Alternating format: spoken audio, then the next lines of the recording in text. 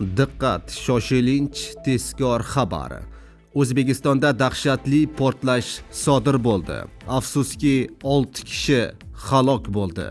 Yuragi bo'shlar ko'rmasin. Assalomu alaykum, hurmatli tomoshabinlar. O'zbekiston va jahonda sodir bo'layotgan eng so'nggi va dolzarb xabarlarni o'tkazib yubormaslik uchun hoziroq like tugmachasini bosib qo'yishni unutmang.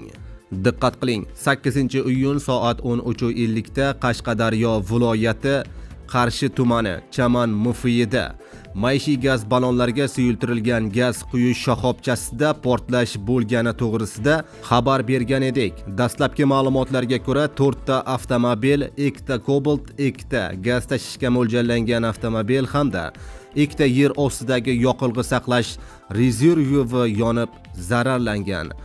Portlash oqibatida 6 nafar fuqaro halok bo'lgan, 5 nafar fuqaro esa turli darajadagi tana jarohatlari bilan shifoxonaga yuborilgan.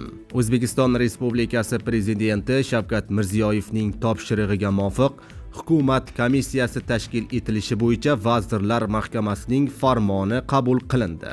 Hozirda yong'in sodir bo'lgan hudud to'liq nazoratga olinib, uning oqibatlarini bartaraf etish ishlari amalga oshirilmoqda.